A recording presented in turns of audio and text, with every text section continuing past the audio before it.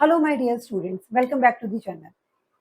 आज के इस वीडियो में हम देखेंगे डिस्टेंस फार्मूला, जो कि क्लास 9th में ऐड ऑन हुआ है। ये लास्ट ईयर क्लास 10th में था, अभी भी है क्लास 10th में इस बार भी, लेकिन 9th के लिए एक नया टॉपिक है। और ये आपके फर्स्ट चैप्टर की जो लास्ट एक्सरसाइज हम करेंगे उसका मेन मतलब देख लीजिए, इस फॉर्मूले से ही काफ़ी क्वेश्चन इसमें सॉल्व होने वाले हैं। तो सबसे पहले हम डिस्टेंस फार्मूला समझेंगे, उसके बाद आज हम लास्ट एक्सरसाइज पे आगे बढ़ेंगे। तो class 9, let's get started. Distance between 2 points in the 2D plane. तो अभी तक आपको पता है हमने 2D प्लेन ही पढ़ा है। तो जो हमारा 2D प्लेन है, हमने क्या पढ़ा था कल? XY प्लेन है हमारा 2D प्लेन।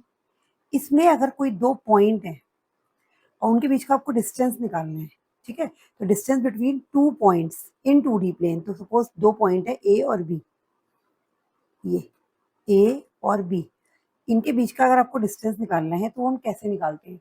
तो उसके लिए एक डायरेक्टली हमें फॉर्मूला मिला हुआ है, लेकिन वो फॉर्मूला कैसे बना, कहाँ से आया, उसको हम डिस्कस करेंगे। ठीक है? कैसे, देखो पहले थोड़ा सा रफली समझाती हूँ, उसके बाद मैं आपको फिर प्रॉपर ग्राफ से समझाऊंगी। ये आपका XY प्लेन है, ठीक है ना? ये अब इसमें मान लीजिए कोई दो पॉइंट है, यहाँ पर है एक ये पॉइंट, एक यहाँ पर है कोई पॉइंट, ठीक है?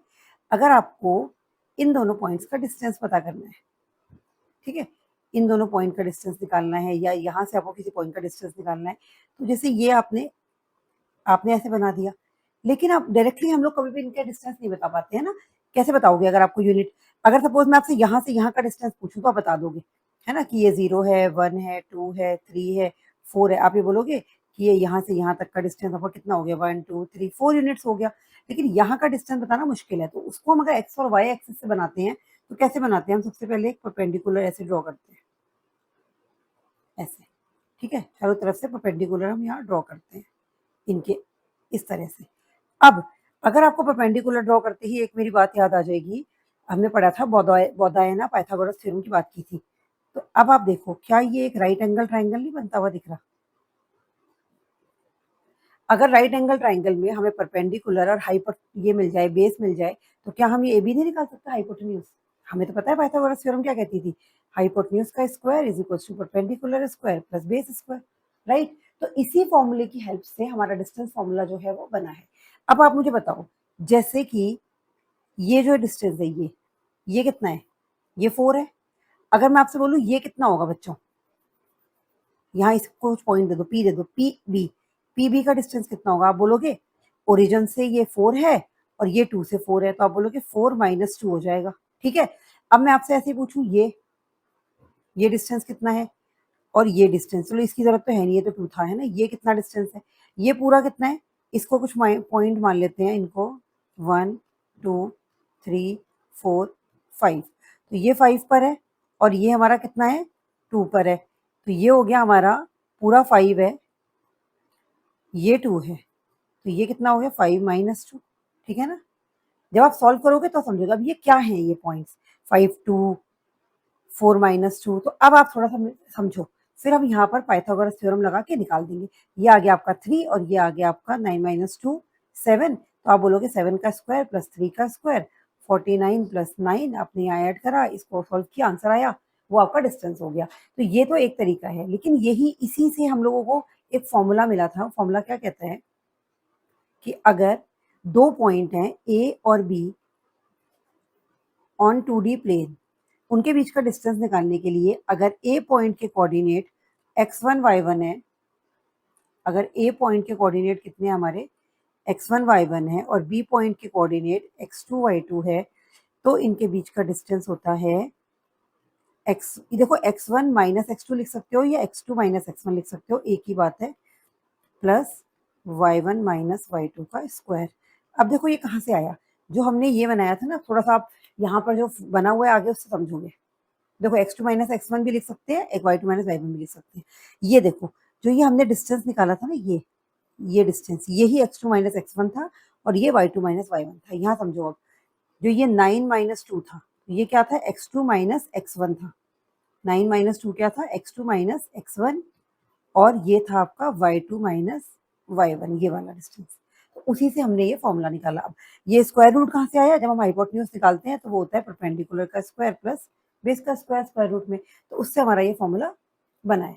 ठीक है, आई होप समझ में आ गया होगा। अब हम कुछ क्वेश्चन में अप्लाई करके देखते हैं। तो ये देखो, ये x1 y1 है, ये x1 y1 और x2 y2 इनके कोड निकाले हमने।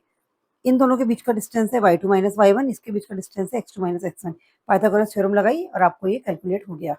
अब अगर यहाँ पर हमें निकालना पड़े, देखो अगर हमसे we similarly find the distance DM और एमए, अगर आपको मैं सिंपल पूछूं कि बेटा एडी का डिस्टेंस निकालो, तो आप बोलोगे मैम एडी का डिस्टेंस तो बहुत ही सिंपल है, एडी का स्क्वायर कर लेंगे और डीसी का स्क्वायर कर लेंगे प्लस और एसी का स्क्वायर कर लेंगे, है ना, इनकी वैल्यूज निकाल के सॉल्व कर देंगे। लेकिन अगर हमारे पास ये प्रॉपर ग्राफ में प्लॉट दिखता नहीं हमें ना, नंबर नहीं दिखते, तो हम कैसे करते, डायरेक्टली फॉर्मूला लगाते। अगर मैं इसे बताऊं आपको, देखो अब ध्यान से आप समझ में आ जाएगा आपको, ये कितना है 0, ये कितना है 7, इसका डिस्टेंस ये वाला कितना पॉइंट होगा, देखो 3 से 7 तक। अगर हम नॉर्मल निकालें तो 7 माइनस 3 कर सकते हैं इसको। 7 माइनस 3 मतलब x2 माइनस x1, कितना हो गया ये 4, और यहाँ पर हो गया ये 4 माइनस 1, ये हो गया 3। तो अगर हम ए, मैं आपसे बोलूँ ए डी निकालो, तो आप बोलोगे 3 का स्क्वायर प्लस 4, 4 का स्क्वायर प्लस 3 का स्क्वायर कर दो इसे, 4 का स्क्वायर प्लस 3 का स्क्वायर, ये हो जाएगा आपका 16 प्लस 9, ये आ जाएगा आपका 25, और ए डी हो जाएगा आपका स्क्वायर रूट ऑफ 25 5। तो ये तो आपको सिंपल निकल गया 5। लेकिन अब अगर आपको एम डी और एम ए निकालने हैं, तो अगेन क्या आप बार बार परपेंडिकुलर ड्रॉ करोगे, बार बार पाइथागोरस लगाओगे, नहीं। तो उसके लिए ये इजी बनाने के लिए हमें फॉर्मूला मिला। कौन सा फॉर्मूला मिला, डिस्टेंस फॉर्मूला। तो देखो हम डी एम निकालते हैं डिस्टेंस फॉर्मूला की हेल्प से। डी एम, डी एम के पहले कोऑर्डिनेट लिखो। डी के कोऑर्डिनेट है 7 1 और ए के कोऑर्डिनेट है 3 4। तो यहाँ पर वैल्यू पुट कर दो, कुछ भी ले लो, x2 माइनस एक्स, पर लिखोगे कैसे, अगर x1 y1 ये होगा, x2 y2 ये होगा, और अगर आप इसको पहले वाले को x2 y2 लिखते हो, फिर x1 y1 लिखते हो, नो इश्यूज। लेकिन ये नहीं करना है कि x1 y2 लिख दो और x2 y, इस तरह से नहीं चेंज करना है। अगर x1 है तो सब y1 आएगा और x2 है तो y2 आएगा, ठीक है। अब आप वैल्यू पुट करो, तो x2 minus x1 3 minus 7 plus y2 minus y1, ठीक है। सॉल्व करो, 3 माइनस 7 हो गया माइनस का 4, 3 का स्क्वायर, ये आ जाएगा आपका कितना, माइनस 4 का स्क्वायर कितना हो जाएगा, माइनस माइनस प्लस 16 प्लस 9, ये आ जाएगा आपका 25, 16 प्लस 9। हमने पॉइंट सही लिए हैं। अच्छा, हमने अगेन ए डी ही निकाल लिया है, मैंने यहाँ पर ए डी ही निकाल लिया है। चलो ए डी हमने फॉर्मूले से निकाल दिया, हमने चेक करा ये 5 हो गया, देखो दोनों बराबर आ गए अगर फॉर्मूले से चेक किया। अब अगर हमें ए एम निकालना है, ठीक है ना, या डी एम निकालना है, डी एम अगर हमें निकालना है, डी एम भी निकाल के दिखा देती हूँ। आप बोलोगे मैम ने डी एम तो निकाला ही नहीं, तो डी के कोऑर्डिनेट लिखो 7 1 और एम के कोऑर्डिनेट लिखो 9 6।